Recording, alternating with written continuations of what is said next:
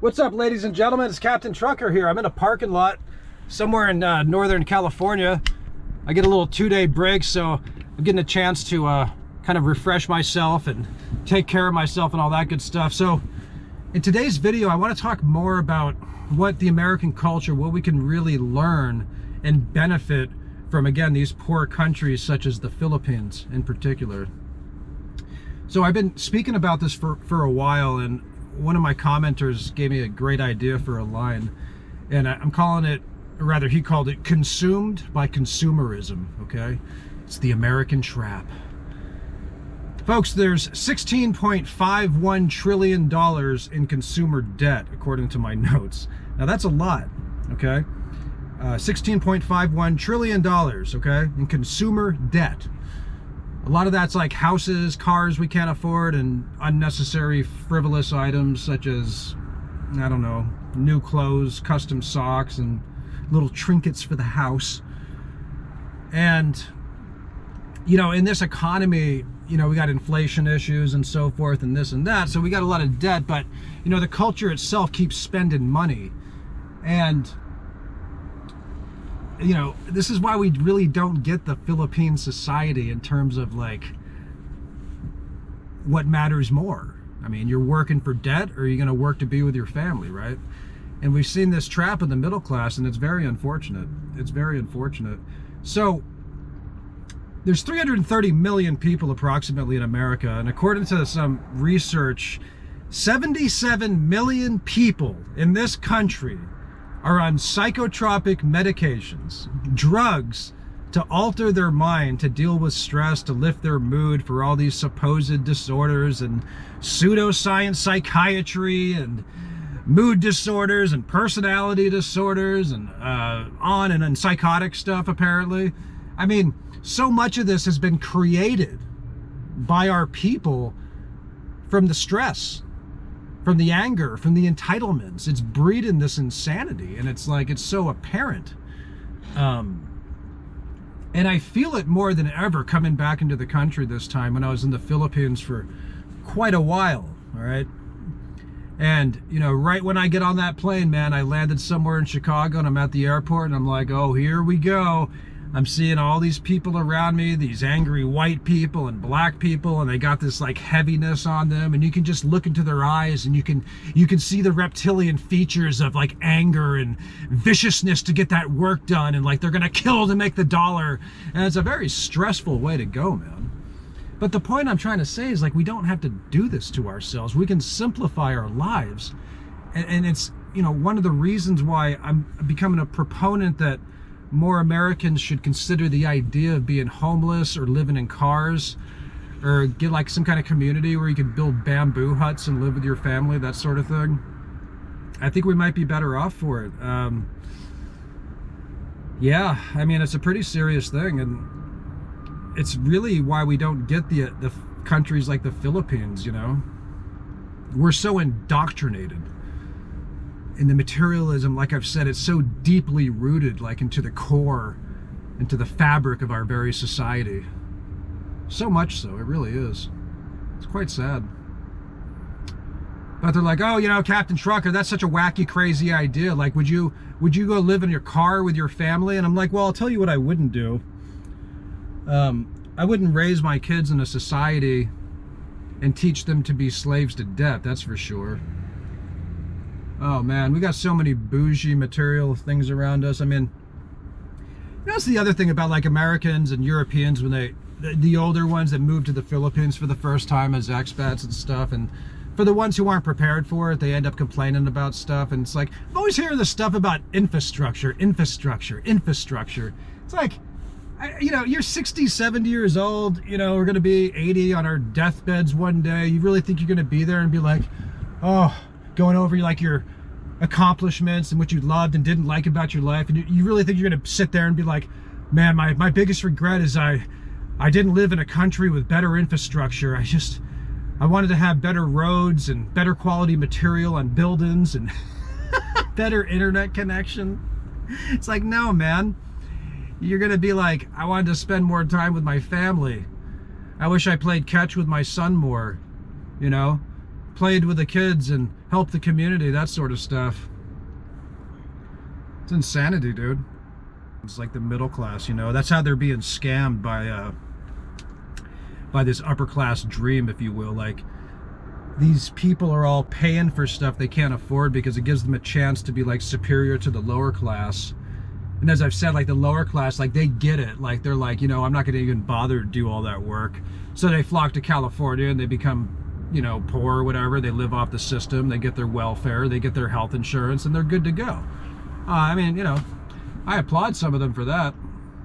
But don't get me wrong, like the upper class, the kings and queens, they got their own issues. They have their own plights, you know. I mean, you have to be responsible for the fact that they ruled over people in societies, and that comes with its own stress and burdens at some point in life, unless they're completely like detached. I don't know.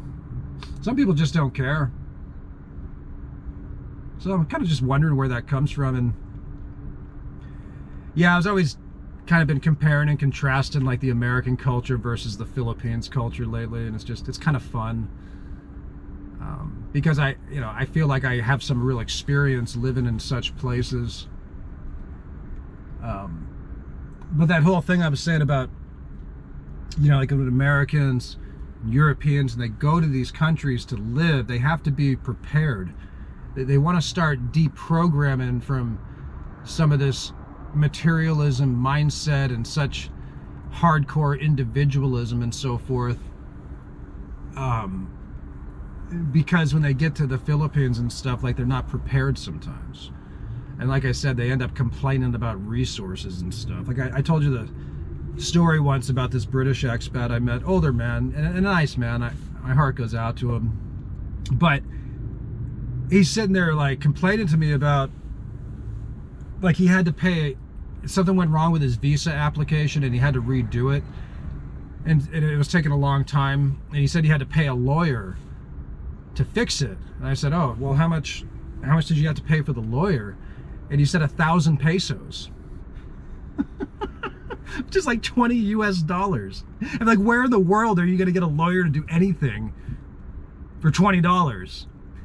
And the man's going to turn around and complain it's taking too long. The Philippines is not a first world industrial hardcore country, guys. It's island life, man. It's slower pace, okay? They got the priorities right over there, man. And don't get me wrong, you're going to have some poverty-stricken, miserable people. But overall, the Filipinos, you're going to get more smiles.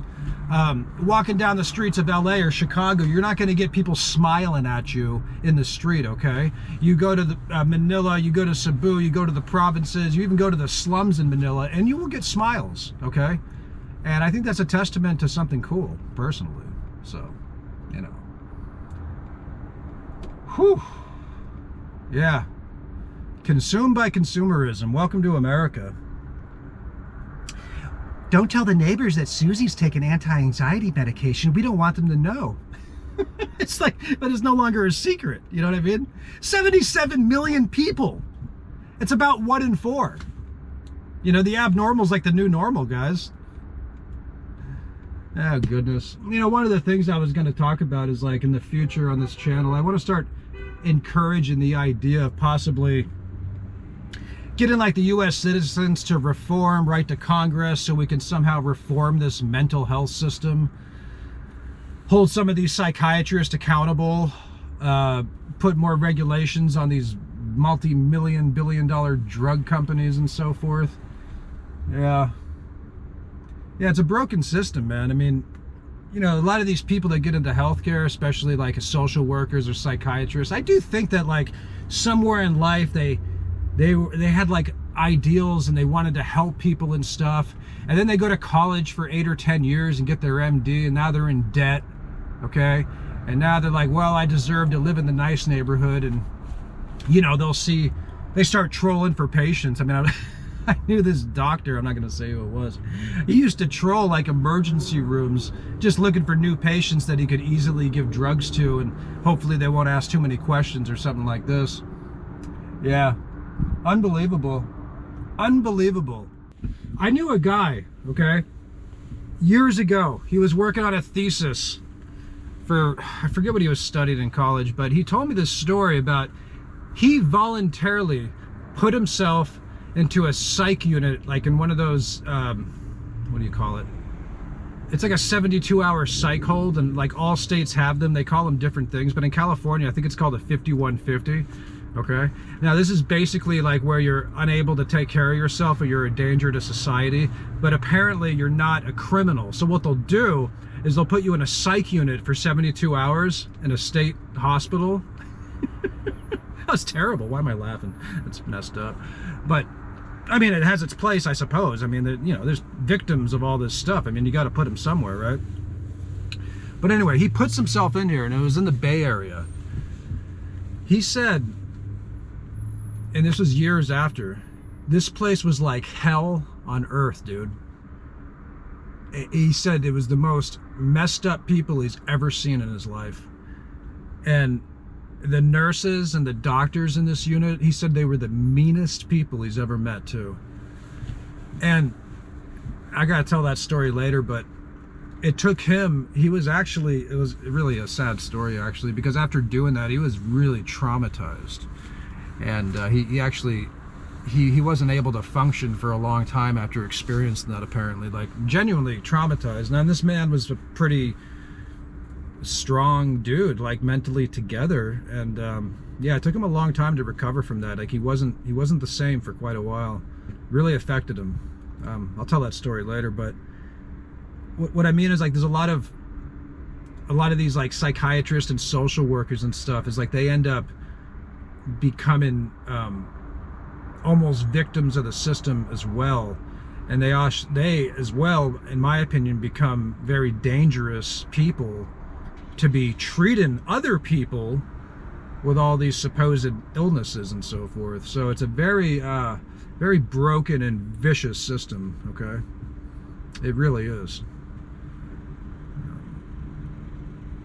Well, I'll tell that story later, but when I was studying like abnormal psych in college, I took this class, and my teacher, he worked at San Quentin prison during the day, treating like, and I think it was, and people like that, and he was teaching this abnormal psych class at night, and you could tell, like, just there was something wrong with this guy. Like, even after dealing with such people and this system, like, there was something off about him. And there was me, there's only two men in the class. It was me and this other man who identified proudly as being Jewish, and like we both had these Jewish last names and so forth. Only the teacher loved him and he hated me. And the rest of the class was all women. Spend as much time you can with your kids. I mean, that's the best thing we can do. I mean, we're always looking for these great solutions, and you know, the next whoever leader in America to save our world, and so to speak. And they've been saying this a lot too. You'll hear a lot of rhetoric in general about, like, you know, foreign powers threatening America and taking over America. Man, the biggest threat to America is ourselves, dude. Like, in my opinion, but again, like, on the materialism, it's just like, wake up, ladies and gentlemen. Like, it's a piece of material. Like that new car you're buying, it's four wheels and a metal thing that moves you from point A to point B. I mean, you can't make love to it. You can't sleep to it. It's not going to comfort you in times of need. You can't pray to it. It's not going to bring you happiness, okay? I just don't get it. Oh, man. I wanted to read this. I'm working on an essay and I want to publish it. This is the last of it. In conclusion, the American fabric, though rich in many aspects, faces a cultural and health crisis fueled by materialism and insufficiently addressed by the current mental health paradigms. Draw an inspiration from the Filipinos, from the Filipino approaches to mental health could guide America towards a more balanced, health-oriented society. This reorientation would not only enrich individuals' lives, but could also rejuvenate the collective American spirit, okay? Grounded in values that support both personal and societal well-being. So, yeah. Oh yeah, by the way, the credit card debt, 1.129 trillion as of the fourth quarter of 2023. Yeah.